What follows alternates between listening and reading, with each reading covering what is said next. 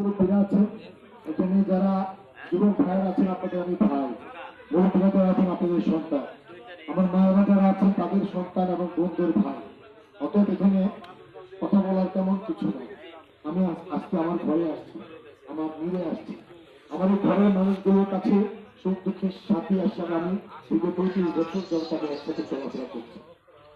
আসার সময় রাস্তাঘাটটা দেখলাম, আমার জানা মতে কুলিয়ারচর পৌরসভার মধ্যে এত খারাপ রাস্তা আমার চোখে পড়ে না। আমি কয়েকবার গাড়ি তো আসেই না, হাইটে আসতে আমার কষ্ট হয়েছে। বক্তব্য দিলে হয়তো এই রাস্তার কথা বলতে, আমি যেহেতু আপনাদের একজন মানুষ, 30 বছরের কামই এটা আমার, কোথায় রাস্তার সমস্যা, কোথায় মানুষের সুখ দুঃখ এগুলো দেখা, আমি সেগুলো দেখে রেখেছি।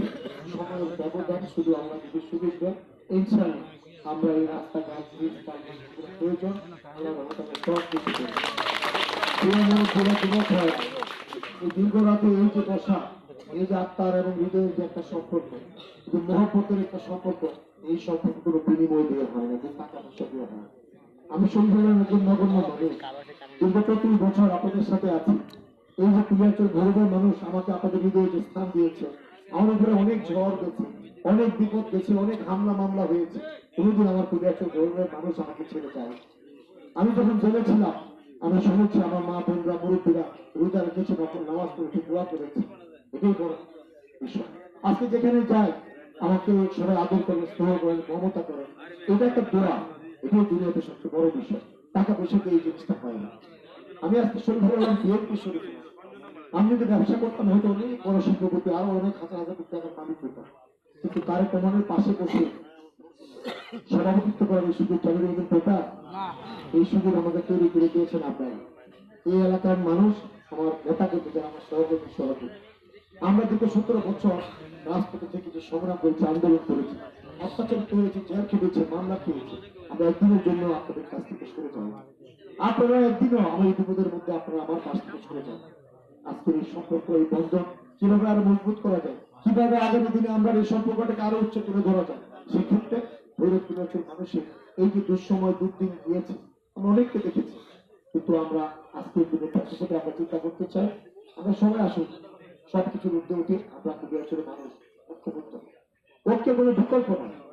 আজকে আমার পিতা হাজি মহসিন সাহেব আপনাদের সাথে অনেকের সাথে ঝগড়া করেছেন, উনি আপনাদের অনেক প্রাণের মানুষ ছিলেন, আপন মানুষ ছিলেন। ওরা নায়িকেরাম ওই মুরব্বী দিনী প্রতিষ্ঠান এগুলোর সাথে আমার বাবার সম্পর্ক ছিল। আমার বাবার অনেক স্বপ্ন ছিল, অনেক ইচ্ছা ছিল সন্তানের কি হবে ওই পৃথিবী পেতাম। আমার বাবার মতো অনেক মুরব্বীরা দুনিয়া থেকে চলে গেছে। আমার পৌর বিএনপির সভাপতি হাজি রশিদ সাহেব আজকে দুনিয়াতে নেই, সাফি ভাই আজকে দুনিয়াতে নেই, রহিম মিল্লা সাহেব আমার অভিভাবক ছিল, আজকে উনি দুনিয়াতে চলে গেছে। আমাদের এক সেকেন্ডের ভরসা না, আপনার এখানে যারা আছে আমরাও স্বপ্ন দেখছি শরীর বড় একটি হবে, আমার সন্তানের হবে, কুলিয়ারচর হবে, এই স্বপ্ন দেখছি, কিন্তু কখন কে চলে যাবে। তাই আজকে আমার পিতা হাজি মহসিন সাহেবের একটা আশা ছিল, তার সন্তান আজকে আপনাদের কাছে আমার নিবেদন, আপনারা দোয়া করুন যাতে আমার মুরব্বীরা আমার পিতৃতুল্য যারা দুনিয়া থেকে তারা যাতে অবরোধ থেকে শান্তি পায়। হ্যাঁ, তার সন্তান সঠিক জায়গায় গেছে, দায়িত্ব পেয়েছে বা আর আমাদের দায়িত্ব হলো মুরব্বীদের মনে রাখছে আমরা কিভাবে বোঝাবো, প্রত্যেকে আমরা চেষ্টা করি। আমাদের এই স্বপ্ন আজকে স্বপ্ন, এই স্বপ্নের বীজ অনেক কিছু আমরা করে রেখেছি। আমার দ্বারা স্বপ্ন বাস্তবায়ন হবে কিনা জানি না, কিন্তু আমাদের প্রজন্ম যারা আমাদেরকে এই স্বপ্ন বয়ে বেড়াতে হবে। এই স্বপ্নের থেকে আল্লাহ হিসাবে আমাদের ধাপে ধাপে আমাদের প্রজন্ম আমাদেরকে এগিয়ে যেতে হবে। ইনশাআল্লাহ আমরা সবাই মিলে আসুন আগামী নির্বাচনে, আমাদের এই যে জাতীয় সংসদ নির্বাচন, এই যে একটা মহান যখন, এই যে একটা সুবর্ণ সুযোগ আমাদের এসেছে, সেই সুযোগটা আমরা কাজে লাগাবো। এই ভাটি দেওয়ার মানুষ অনেক কষ্টের সংগ্রাম করে জীবন জীবিকা করে, আপনারা খেটে খাওয়া শ্রমজীবী মানুষ, এই এলাকার মানুষ এত বয়স যদি বুঝে না, সরল ছোট মানুষ আপনারা। তাই আগামী দিনে আমি আপনাদের অতীতে আপনাদের সমর্থন পেয়েছি, আমি মনে করি পরবর্তী বেশি সেই এলাকার মানুষের মধ্যে একটা ঐক্যবদ্ধ পরিবেশ ইতিমধ্যে তৈরি হয়েছে। আমি আমার মা বোনদেরকে বলছি, আপনারা আমার জন্য দোয়া করেছেন, নফল নামাজ পড়েছেন, রোজা রেখেছেন, কোনদিন আপনার কাছে এসে 17 বছরে আপনাদের বিপদ আপদে সশরীরে হাজির হতে পারে, কিন্তু ভারতেই থাকতে পারে না। 80টার উপর মামলা, 6-7বার জেল, কখনো অত্যাচার, যৌন নির্যাতন, কখনো শারীরিকভাবে নির্যাতন, কখনো আমরা রাতের পর রাত, দিনের পর দিন আইলে খেতে খামারে ঘুমিয়েছি, আমরা পরিবার থেকে বিচ্ছিন্ন ছিলাম। কিন্তু তখনও আপনারা আমাদেরকে ছেড়ে দেননি, আমরা আপনাদের ছেড়ে দেব। আজকে আপনারা বলতে পারেন 17 বছর আন্দোলনে কোনদিন আমরা চিন্তা করি নাই ক্যাম্প হবে, কি মন্ত্রী হবে, কোন দল ক্ষমতা যাবে। আমাদের একটাই লক্ষ্য ছিল মানুষের অধিকার ফিরিয়ে দেওয়া। আমরা আজকে জনগণের অধিকার ফিরে এসেছে, জনগণের মালিকানা জনগণের হাতে ফিরে এসেছে। এই রাষ্ট্রের মালিক জনগণ। এই অধিকার আপনারা প্রয়োগ করবেন, আপনারা চিন্তা করে আপনাদের সুচিন্তিত মতামত আপনারা যাকে খুশি তাকে প্রয়োগ করবেন। আমি সেই একটা প্রভাব তৈরি একজন প্রতিনিধি হিসেবে আজকে তার জনগণের পক্ষ থেকে আমি শিশুর বিএনপি বার্তা নিয়ে আপনাদের সামনে এসেছি। আপনাদের কাছে আমার নিবেদন, আমরা যেহেতু মানুষকে সম্পর্ক পেয়েছি, আমরা তো মানুষের সুখে দুঃখে বিপদ আপদে ছিলাম, সংগ্রাম করেছি, অধিকার আদায়ের প্রশ্ন আন্দোলন সংগ্রাম করেছি। আমি মনে করি প্রত্যেকটা মানুষ এই সংগ্রামের সাথে ছিল। তাই আজকে আগামী দিনের নির্বাচনে প্রত্যেকটা মানুষের উপর চিন্তা করে প্রয়োগ করতে হবে। আমরা মনে করতে পারি আমার একটা ভোট দিলে কি না দিলে সরকার তত্ত্ব হবে। এই ভোটটা অনেক গুরুত্বপূর্ণ। আপনার এই একটি ভোট স্থানীয় প্রেক্ষাপটে আপনাকে সঠিক নেতৃত্ব প্রতিষ্ঠা হবে। আপনার শক্ত, আপনার দুঃখ, আপনার কষ্ট, আপনার উন্নয়ন দরকার। এখানে যেমন একটা ভোটের খুবই প্রয়োজন, পাশাপাশি রাষ্ট্রীয়ভাবে চিন্তা করলে একটি ভোট জমা হয়ে পর্যায়ক্রমে একটা বৃহৎ আকারে একটা দল যখন রাষ্ট্র পরিচালনার দায়িত্ব হবে, সেই দলটি যদি যোগ্যতম ক্ষমতা সম্পূর্ণ অভিজ্ঞতা সম্পন্ন দল না হয়, রাষ্ট্র ভালোভাবে চলবে না। রাষ্ট্রের যে ভঙ্গুর পরিস্থিতি, এটাকে যদি আমরা মেরামত করতে চাই, তাহলে সেরকম একটি অভিজ্ঞতা সম্পন্ন বৃহৎ একটা রাজনৈতিক দলকে রাষ্ট্রের দায়িত্ব পরিচালনার দায়িত্ব দিতে হবে। তাই আমি মনে করি জাতীয় দল রাষ্ট্র পরিচালনা করেছে একাধিকবার, অভিজ্ঞ সম্পূর্ণ নেতৃত্ব এই রাষ্ট্রকে দলে রয়েছে। এবং এই নির্বাচনেও যেভাবে দল রাজনৈতিক ভাবে তাদের ভীষণ তাদের কর্মসূচি নিয়ে ভারতের সামনে হাজির হয়েছে, একটা কর্মসূচি জাতির সামনে কেউ প্রকাশ করতে পারে না। আমরা ইলেকশনে জিততে ঠিক একমাত্র জাতীয়তাবাদী দল গত 5ই আগস্টের স্বৈরাচার বিদায়ের আগ মুহূর্তে 2.5 বছর আগে রাষ্ট্র মূলত একটি কর্মসূচি তারা কর্মসূচি দিয়েছে। তখন কেউ আমরা জানতাম না কখন এই স্বৈরাচার বিদায় হবে। কিন্তু আজকে এই প্রেক্ষাপটে গত কিছুদিন আগে আপনারা দেখেছেন এই রাষ্ট্র মেরামতির জন্য সংস্কারের জন্য সংস্কার কমিশন হয়েছে, অনেক আলোচনা হয়েছে। প্রত্যেকটি আলোচনা কিন্তু বিএনপির একটি দফার মধ্য থেকে মানুষ আলোচনা হয়েছে এবং সিদ্ধান্ত হয়েছে। তাই আমরা এই কথাটা বলার উদ্দেশ্য, আমরা মানুষকে বিভিন্ন উন্নয়নের কথা বলেছি, আমরা বিভিন্ন সংস্কারের কথা বলেছি। আজকে আমরা রাষ্ট্রীয় সংস্কারের পাশাপাশি তারা কর্মসূচি যে কয়েকটি বিশেষ বিষয় আপনাদের প্রান্তিক মানুষের জন্য, জনগণের জন্য, খেটে খাওয়া শ্রমজীবী মানুষ, নারী, পুরুষ, মহিলা, ওলামায়ে কেরাম প্রত্যেকটা মানুষের জন্য উনি পরিকল্পনা সাজিয়েছে। রাষ্ট্র পরিচালনার দায়িত্ব যদি আমরা জনগণ দেয়, তাহলে আমরা মানুষের জন্য কি করব। আমার বাম দিকে আমার মা বোনেরা আছে, আমার মা বোনেরা সংসার চালায়। এই সংসারের অংশীদার পুরুষরাও নারীরাও। নারীরাও আমরা রোজগার করে, অনেক ফ্যামিলিতে আছে পুরুষরাও রোজগার করে। এই যে সংসারটা চালা আমার মা বোনরা অনেক কষ্ট করে সংসার চালায়। এই সংসার চালার দিকে প্রত্যেকটা মা বোন প্রান্তিক জনগোষ্ঠীর জন্য সরকার পরিবর্তন হয়, এমপি পরিবর্তন হয়, অনেক রাষ্ট্রের অনেক স্ট্রাকচার পরিবর্তন হয়, কিন্তু গ্রামীণ অবকাঠামো সাধারণ মানুষ থেকে শ্রমজীবী মানুষের ভাগ্যের পরিবর্তন আমরা দেখি। তারা গ্রামের সাথে চিন্তা করেছে আমরা যদি আমাদের গ্রামের নারীদেরকে ডেভেলপমেন্ট উন্নয়ন করতে পারি, তাদেরকে যদি আমরা স্বাবলম্বী করতে পারি, তাদেরকে যদি আমরা কর্মক্ষম করতে পারি, তাদেরকে যদি আমরা অর্থনৈতিকভাবে মজবুত করতে পারি, আমার সংসার, আমার পরিবার মজবুত হলে সমাজ মজবুত হবে, সমাজ মজবুত হলে রাষ্ট্রের অর্থনৈতিক কাঠামো মজবুত হবে। তাই তারা কোনো সব চিন্তা করেছে আগামী নির্বাচনে যদি বিএনপি নির্বাচিত হয়, তাহলে আমার মা বোনদেরকে প্রত্যেকটা ফ্যামিলির নারী প্রধান যারা তাদেরকে আমরা প্রত্যেকটা আমরা এই ফ্যামিলি পাবো, প্রত্যেক নারীদের ছবি থাকবে। আমার সংসারের আমার গৃহিণী, আমার স্ত্রী উনি সংসার থেকে এসে, আমার 2টি সন্তান, আমরা সংসারে স্বামী স্ত্রী মিলে আপনার সংসারটা চালাই। এখানে যারা মারা বসে আছেন, কোনো না কোনো বাড়ি থেকে আমার মা হয়ে এসেছে, আমার বোনেরা কোনো সংসারের কর্তা। প্রত্যেকটা নারী পুরুষ নারীদের থেকে আমরা স্বাবলম্বী করতে পারি। এই ফ্যামিলি কার্ড দিয়ে প্রত্যেক সংসারের যে কর্তা যে টাকাটা দেয়, এই টাকার সাথে রাষ্ট্রের টাকাটা যদি যোগ হয়, একসাথে সংসার চালানোর ক্ষেত্রে কিছুটা হলে সহায়ক হবে। তাই আমরা বলতে চাই এই ফ্যামিলি কার্ডটি পর্যায়ক্রমে প্রতিটা মানুষ পাবে, প্রতিটা নারী পাবে। কোনোভাবে এই কার্ডটি ফ্যামিলির কোনো পুরুষ লোকের নামে হবে না, নারীদের নামে হবে। রাষ্ট্র চিন্তা করেছে নারীদেরকে অর্থনৈতিকভাবে স্বীকৃতি দেওয়া, স্বাবলম্বী করার দায়িত্ব রাষ্ট্রকে নিতে হবে। সেই কারণে মা বোনরা আপনারা সবাই ধানি শিক্ষা ভোট দেবেন। আজকে যারা লেখাপড়া করে আপনার বোনেরা, খালেদা যখন প্রধানমন্ত্রী ছিল তখন একাদশ শ্রেণী পর্যন্ত বিনা বেতনে লেখাপড়ার ব্যবস্থা করেছিল। তারা গবেষণা ঘোষণা করেছে আগামী দিন পর্যন্ত বিনা বেতনে আমাদের বোনদেরকে লেখাপড়ার ব্যবস্থা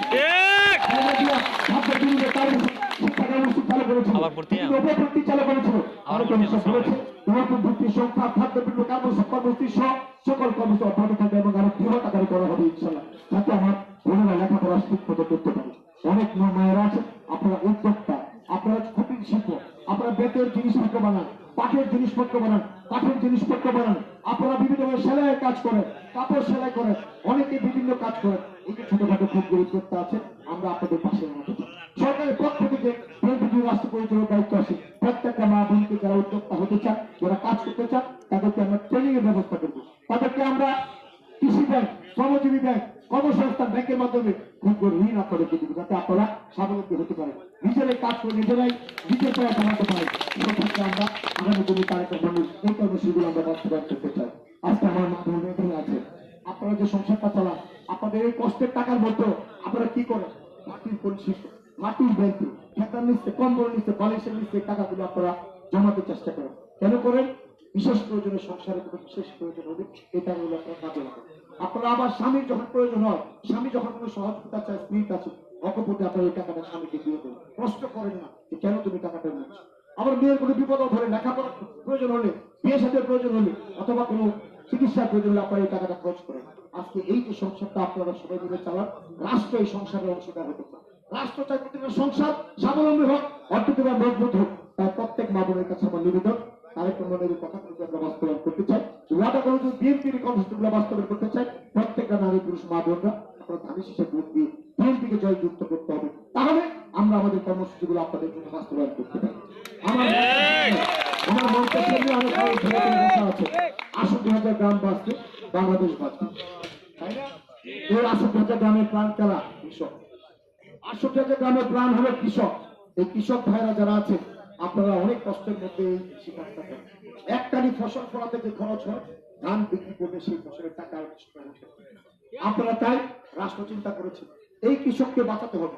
কৃষি যে আমরা করি, আপনাদের মনে আছে শহীদ রাষ্ট্রপতি জিয়াউর রহমান, উনি যখন রাষ্ট্রপতি ছিলেন তখন খাল কাটা কর্মসূচি চালিয়েছিল, মনে আছে আপনাদের? এই খাল কাটা কর্মসূচি নিজে উনি এসে খাল করেছে। আবার সেই শহীদ রাষ্ট্রপতি জিয়াউর রহমানের সন্তান, খালেদা জিয়ার সন্তান তারেক রহমান ঘোষণা করেছেন, আবার তিনি নিজে আসবেন, সমস্ত দেশবাসী থেকে প্রত্যেক এলাকায় গিয়ে আবার খাল কাটা কর্মসূচি চালু করবে। আমাদের কৃষকদের পানির প্রবাহ তৈরি করতে হবে। নদী, নালা, বিল সব ভরাট হয়ে গিয়েছে। আর খাল খনন করলে যেমনিভাবে কৃষকদের উপকারে আসবে, অসময়ে পানির সমস্যা হয়, সেচের খরচ বেশি হয়, প্রাকৃতিক পানি যদি আমরা সংরক্ষণ করতে পারি, কৃষিকাজে ব্যয় করতে পারি, আমাদের কষ্টিক অনেক খরচ করতে পারি। সে কারণে খাল খনন করা শুরু। তাই নয়, খাল যদি ভরাটটা, নদীর পানি থাকে, বিলে যদি পানি থাকে, আমার বাড়ির সামনে পুকুর গুলা কিন্তু আর পুকুর না, এখন কিন্তু সমতল হয়ে গেছে। একসময় পুকুরে ন্যাচারাল প্রাকৃতিক মাছ আসতো, কই মাছ, শিং মাছ, মাগুর মাছ, রোজার মাছ, এই শোল মাছ, কত এই জিওল মাছগুলো আসতো, আমরা খেতাম, কত টেস্টি, কত সুস্বাদু ছিল। আজকে সেই মাছগুলো নাই। আমরা সেই নদীর প্রবাহ আবার তৈরি করতে চাই। খাল বিল প্রতিটা বাড়ির পিছনে আবার আপনারা পুকুর কাটবেন, আবার পানি আসবে, আবার প্রাকৃতিক মাছ তৈরি হবে, আবার আমরা সেই সুস্বাদু মাছ আবার খেতে পারবো। প্রত্যেকটা মানুষের কর্মময় জীবনে আমরা সেই গতি আনতে চাই। সেই কারণে আগামী দিনে তারেক রহমান সেই খাল খনন করবেন। পাশাপাশি আপনাদের কৃষকদের জন্য আমরা যে কর্মসূচি নিয়েছি, বিএনপি যে কর্মসূচি নিয়েছে, বিএনপি ক্ষমতায় গেলে সেই কর্মসূচি আমরা হলো প্রত্যেকটা কৃষককে আমরা রাষ্ট্রের পক্ষ থেকে আমরা কৃষি কার্ড দিব আপনাদের। অর্থনৈতিক গ্রামীণ অবকাঠামো যদি উন্নত করতে পারে, তাহলে অর্থনীতি মজবুত হবে। আমরা গ্রামের মানুষগুলোকে সচ্ছল করতে, আমার পরিবারের মায়েরা যদি ফ্যামিলি কার্ড পায়, কৃষকরা যদি ফ্যামিলি কার্ড পায়, আমরা সবাই তো কৃষক পরিবারের সংসার, নিজের রাষ্ট্রীয় অর্থের মাধ্যমে আমরা সংসারটা ভালোভাবে চালাতে পারবো। শুধু তাই নয়, কৃষি কার্ড যারা থাকবে, যারা বড় বড় কৃষক, যারা আপনারা ধান কাটার মেশিন আনতে চান, যারা ধান মারাই মেশিন কিনতে চান, যারা আপনারা সেচের ব্যবস্থা করতে চান, পাম্প বসাতে চান, প্রত্যেকের অনেক টাকার দরকার। সেই টাকায় সরকার অংশীদার হবে। কিভাবে হবে? কৃষি ব্যাংকের মাধ্যমে, কর্মসংস্থান ব্যাংকের মাধ্যমে, ব্যাংকের মাধ্যমে বড় কৃষকদেরকে অল্প সুদে লোন দেওয়া হবে, আপনারা যাতে এই বৃহৎ এই কর্মযোগ্যতা করতে পারেন। প্রত্যেকটা কৃষকের আপনার পণ্যের ন্যায্য মূল্য পান না। আমরা প্রতিটা ইউনিয়নে আরেকটা মশাই বলেছে, একটি করে পারচেজ সেন্টার, ক্রয় সেন্টার খোলা হবে, যাতে আপনাদের ফসল ন্যায্য মূল্যটা পান, আপনারা সরকারের কাছে সরকারের এই ক্রয় সেন্টারে ফসলগুলো বিক্রি করতে পারেন। এবং শুধু তাই নয়, প্রতিটা উপজেলা একটা হিমাগার, একটা কোর্স যে চিন্তা ভাবনা করেছে তারেক রহমান, যাতে অসময়ে যে ফসলগুলা থাকে না, আমরা টমেটো যদি সিজনে 10 টাকা খাই, একসময় সেটা 100 টাকা 150 টাকা হয়। আমরা কয়জনে কিনে যেতে পারি? ঢাকার মানুষ, শহরের মানুষ, বড় লোক যারা, তারা খেতে পারে। আমরা প্রান্তিক মানুষগুলোকে চাই এই সমভাবে যাতে প্রতিটা সময় সময় অসময় ফসলগুলো গ্রামে আমরা কম দামে কিনে খেতে পারি। আমরা প্রত্যেকটা মানুষ প্রতিটা এই যে ফসল শস্য বিভিন্ন সবজি সবকিছু আমরা সবসময় এগুলো খেতে চাই। সেখানে প্রত্যেকটা হিমাগার করে এই যে ক্রয় সেক্টরের মাধ্যমে আমরা ফসলগুলো কিনবো, এই ফসলগুলো আমরা সংরক্ষণ করবো, অসময়ে ন্যায্য মূল্য আবার এই বিক্রেতাদের কাছে বাজারে বাজারে আমরা স্থানীয় বাজারে সেগুলো বিক্রি করবো, যাতে অসময়েও এই ফসলগুলো সাধারণ মানুষ সব কিনে খেতে পারে। প্রত্যেকটা মানুষের করে তার চিন্তা করছে। এই কৃষি কার্ড আপনাদেরকে দিল, কৃষি কার্ডে আপনাদের একটি টাকা পাবেন, সেই টাকা আপনার টাকার সাথে যোগ করে আপনারা এই কৃষিকার্যের ফসলের এই বিভিন্ন কীটনাশক সার বীজ এগুলো আপনারা কিনতে পারবেন। তাই এই সুবিধাগুলো যদি আমরা দিতে চাই আপনাদের কিন্তু সহযোগিতা লাগবে। সেই সহযোগিতাটা কি? আগামী বারোটাকে কি করতে হবে? যদি ভালো শিক্ষা ভোট দেন 12 তারিখ বিএনপি নির্বাচিত হয়, তাহলেই কিন্তু আমরা এই সুযোগ সুবিধাগুলো আপনাদেরকে দিতে পারবো। প্রিয় ভাই, এখানে অনেক ওলামায়ে কেরাম আছেন, 97% মুসলমানের দেশ। এই ওলামায়ে কেরামের মধ্যে বিশেষত যারা ইমাম মুয়াজ্জিন আছে, অত্যন্ত সামান্য বেতনে চাকরি করে। এবং শুধু তাই নয়, 9,000 টাকা যদি ইমাম সাহেবের বেতন হয়, 6,000 টাকা হয় মুয়াজ্জিনের বেতন। এই বেতনটা কিভাবে ওঠে? এই বেতনটা একসাথে কেউ দেয়। গ্রামের এই মাথা মধ্যে ঠান্ডা ধরা দেয় 10 টাকা, 5 টাকা, 7 টাকা, 9 টাকা, 50, 100। হুজুর নিজে খাতা কলম নিয়ে হুজুর নিজে গ্রামের এই মাথা থেকে এই মাথা পর্যন্ত যায়, একটা এত মাস শেষে দেয় গেছে 6,000 হচ্ছে বেতন 9,000। হুজুর আগামী মাসে সিদ্ধান্ত বিতর ব্যবসা করে আয়া সবটা একসাথে রমজানের সময় চলা হবে, জীবন চলে চলে সংসার চলে চলবে। আমরা সেই জায়গায় যেতে চাই। তারা ক্রমশ চিন্তা করেছেন 97% মুসলমানের দেশে মুয়াজ্জিন, ইমাম, মুহাদ্দিস, কারি, যারা ইসলামী স্কলার, তাদের সবাইকে রাষ্ট্র সম্মান দিবে। আল্লাহ তাদের ইজ্জত দিয়েছে। আমাদের মৃত্যুর সময়, আমাদের জন্মের সময়, আমাদের বিবাহ বন্ধনের সময়, এমনকি আমাদের সন্তানরা, আমরা যারা ইসলামী শিক্ষায় দিনী শিক্ষায় দীক্ষিত হই, মাদ্রাসায় লেখাপড়া করি, আমরা ইমান আকিদাকে মজবুত করতে চাই, আমরা পরকালের জন্য প্রস্তুত হতে চাই, মুসলমান হিসেবে আমরা ওলামায়ে কেরামদের সহযোগিতা নিই। অতএব আজকে আল্লাহ তাদেরকে সম্মান দিয়েছে, আমরা রাষ্ট্র কেন সম্মান দিব না? সেই কারণে তারা ক্রমশে কত বিচক্ষণতার সঙ্গে চিন্তা করেছেন। ইমাম, মুয়াজ্জিন, ওলামায়ে কেরাম, মুহাদ্দিস, যারা ইসলামী স্কলার, তাদেরকে যেমন ভাতা দিবেন, রাষ্ট্র প্রত্যেক মাসে তাদের নামে রাষ্ট্রের পক্ষ থেকে সম্মানী ভাতা দিবেন। তাই নয়, হিন্দু ধর্মের ভাইয়েরা এখানে থাকতে পারে। উনি চিন্তা করেছেন এদেশ শুধু মুসলমানের দেশ নয়, এদেশ হিন্দু, বৌদ্ধ, খ্রিস্টান, মুসলমান সকলের দেশ। আজকে তাই হিন্দু ধর্মের যারা পুরোহিত আছেন মন্দিরে, তাদেরকেও রাষ্ট্রের পক্ষ থেকে এমনিভাবে ভাতা দেওয়া হবে। খ্রিস্টান ধর্মের, বৌদ্ধ ধর্মের যারা ধর্মীয় স্কলার আছে, তাদেরকে ভাতাটা দেওয়া হবে। কিন্তু তাই নয়, রমজান মাস, রমজানের ঈদ, কোরবানির ঈদ, রাষ্ট্রের পক্ষ থেকে আপনার বোনাস পাবেন, যারা এই সম্মানটুকু পাবে ইমাম ওলামা যারা আছে। কিন্তু তাই নয়, ধর্মীয় ভাবে হিন্দুদের দুর্গা পূজা, খ্রিস্টানদের বড়দিন, প্রত্যেকটা উৎসবের দিন প্রত্যেক ধর্মের মানুষ যারা এই সুবিধাটা পাবেন, তারা বোনাসও পাবেন। এমনিভাবে প্রতিটা শ্রেণী দেশের মানুষের কথা তারা অবশ্যই চিন্তা করেছিল আগামী দিনে। আমি আসি আমার সেই তরুণ প্রজন্মের সন্তান, যারা স্কুলে লেখাপড়া করে, যুবক তরুণ, যারা জুলাই অভ্যুত্থানের শব্দ, এই জুলাই অভ্যুত্থানের নায়ক ছিল, যারা রাজনৈতিক শক্তি আমরা ঐক্যবদ্ধ ভাবে সবাই মিলে দেশটাকে আবার সুরক্ষার মুক্ত করে বাংলাদেশের গণতন্ত্রের পতাকা ওড়ানোর চেষ্টা করছি। সেই জুলাই অভ্যুত্থানের নায়কদেরকে আমি স্যালুট জানাই। তাদেরকে আমি বলতে চাই, আগামী দিন হবে বাংলাদেশের এই তরুণ প্রজন্মের দিন। আজকে তাই আমাদের যুব সমাজকে সেভাবে গড়ে তুলতে হবে, ছাত্র সমাজকে সেভাবে গড়ে তুলতে হবে, লেখাপড়ার পরিবেশ দিতে হবে, অবকাঠামোগত উন্নয়ন দরকার, প্রত্যেকটা সন্তানের আজকে চাকরির নিশ্চয়তা দিতে হবে। আমরা তাই গোরখপুরের একটা সুইটেবল জায়গায়, একটা সুন্দর জায়গায় আমরা আগামী দিনে একটা স্পেশাল ইকোনমি জোন করতে চাই, একটা অর্থনৈতিক অঞ্চল, বিশেষ অর্থনৈতিক অঞ্চল, যে অঞ্চলে পর্যাপ্ত ইন্ডাস্ট্রি হবে, গ্রিন ফ্যাক্টরি হবে, বিনিয়োগকারী আসবে দেশি বিদেশি, চাকরির ব্যবস্থা হবে। আমরা বেকার থেকে সেই চাকরির ব্যবস্থা করতে চাই। আমরা লেখাপড়ার জন্য ভৈরবপুরের একটা গুরুত্বপূর্ণ পয়েন্ট, একটা সুন্দর জায়গায় আমরা ইনশাল্লাহ কিশোরগঞ্জ আপনারা জানেন বিশ্ববিদ্যালয় হয়ে গেছে। সেই কারণে আমরা কুড়িয়াচল ভৈরবে একটা বিজ্ঞান ও প্রযুক্তি বিশ্ববিদ্যালয় আগামী দিনে করতে চাই। আজকে আমরা এই উচ্চতর শিক্ষার জন্য আমার সন্তানদেরকে ঢাকা ইউনিভার্সিটি, চট্টগ্রামে, সিলেটে, খুলনাতে যেতে হবে। আমি আমার এলাকাতে এই তরুণ প্রজন্মের জন্য লেখাপড়ার ব্যবস্থা করতে চাই। প্রত্যেকটা বিদ্যালয়, কলেজে এবং স্কুলে বার্ষিক ক্রীড়া প্রতিযোগিতা আবার চালু করতে হবে। কারণ খেলাধুলা না থাকার কারণে আমার তরুণ সময় ধ্বংস হয়ে যাচ্ছে। তারা বিকেলবেলা অলস সময় কাটায়, সারাদিন মোবাইলে থাকে, তাদেরকে আমাদের কাজ দিতে হবে। সেই কারণে আমরা চাই আগামী দিনে প্রত্যেকটা এলাকায়, প্রত্যেকটা জায়গায়, প্রতিটা স্কুলে নিয়মিত ভাবে বার্ষিক ক্রীড়া প্রতিযোগিতা চালু করতে হবে। ছোটবেলা ফুটবল লড়াই, বালিশ দৌড়, চেয়ার খেলা, বিস্কুট দৌড়, গোল্লা ছুটকে কত কিছু করছি না? সারা বছর লং জাম্প, হাই জাম্প আমরা প্র্যাকটিস করতাম, আমরা স্কুলে প্রতিযোগিতা হলে আমি ফার্স্ট হতে পারবো। এখন সেই নেশাই আমাদের মতো যুব সমাজকে মাদকে ছিঁড়ে গেল। মাদককে জিরো টলারেন্সে নিয়ে আসতে হবে ইনশাআল্লাহ। আর সারা সমাজের যুব সমাজ আছে, আমাদের মূল টার্গেট হবে, মূল আন্দোলন হবে ইলেকশনের পরে সামাজিক আন্দোলন, সেটা হলো মাদক মুক্ত পুলিয়া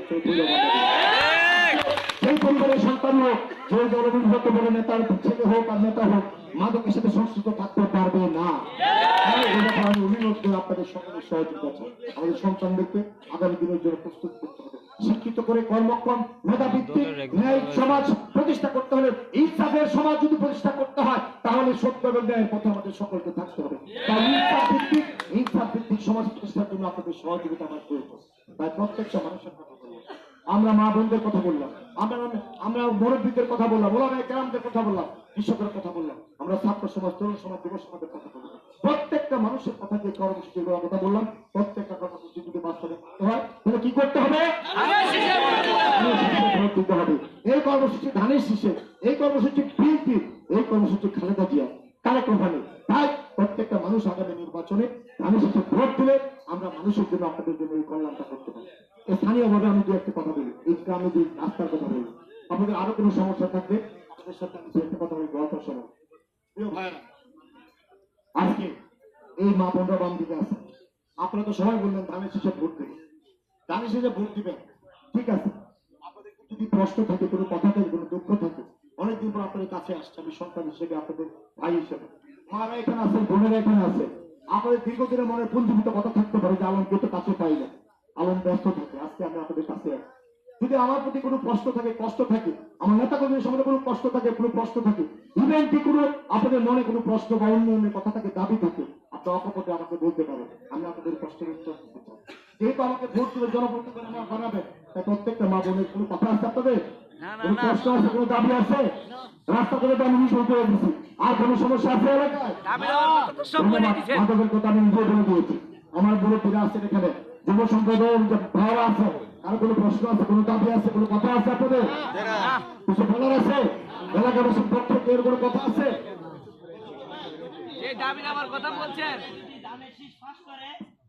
আগামী নির্বাচনে যদি ধানের শীষ পাস করে, তাহলে আমাদের কবরস্থানটা অগোছালো, আমাদের একটা ঈদগাহ নামাজ নাই, আমরা চাই একটা নির্দিষ্ট ঈদগাহ নামাজ হোক, ও আমাদের কবরস্থানটা সুন্দরভাবে বাউন্ডারি করা হোক। আমরা এই দাবি, ধন্যবাদ। আমি তো ভয় পেয়েছিলাম আমি দিতাম পারি কিনা পারে, কবরস্থান করতে তো এমপি বানানো লাগতো না, আমি সব ধরনের যথেষ্ট, আল্লাহ আমাকে কবরস্থানের বাউন্ডারি ওয়াল হয়ে যাবে। আর কি করছো? ঈদগার মাঠ, জমির ব্যবস্থা রেডি রাখো, জমি রেডি রাখো, সবাই। আর কোনো কথা আছে? এখন আমি শেষ কথা আছি, ঠিক আছে? সাব্বির রহমান জি, আমাদের ছাত্র দলের সভাপতি আলোক ভাই, এই পার্টি দ্বারা অনেক পোলাপান আছে বেকার,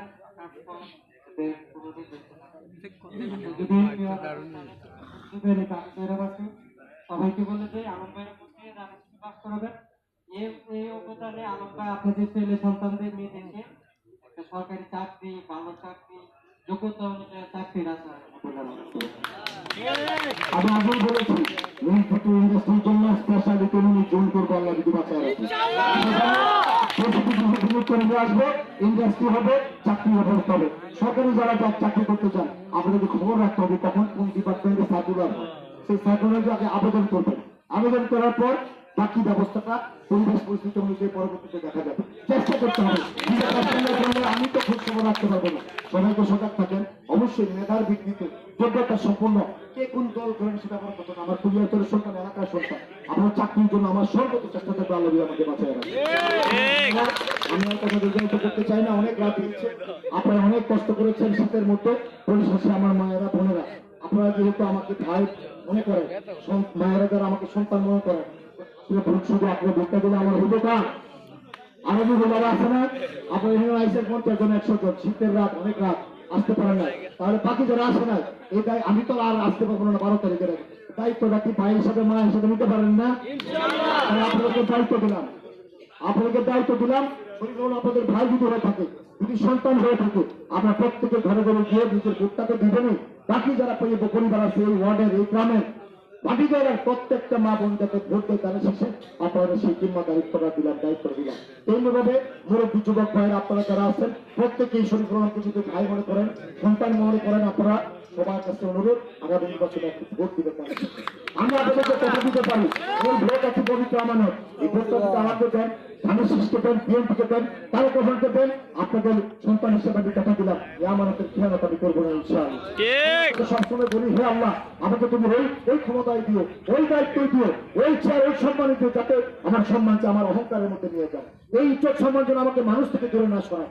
এই কারণে আমি সবার কাছে দোয়া চাই, আপনাদের শরীফ হলাম, 34 বছর আগের শরীফ হলাম, আজকের শরীফ হলাম, আগামী দিনে শরীফ হলাম যদি একই শরীফ হলাম থাকে। এই দোয়া আছে সবার কাছে, ধানের শেষে ঘুরছে সকল, বিশেষ করে দাঁড়া ভাই তো করে শেষ কথা হলো, অনেক কষ্ট করে শীতের রাতে আকস্মিক ভাবে আপনারা আজকে যে আয়োজনটা করেছেন, বাকি অভিনন্দন, ধন্যবাদ। আল্লাহ হাফেজ। বাংলাদেশ জিন্দাবাদ।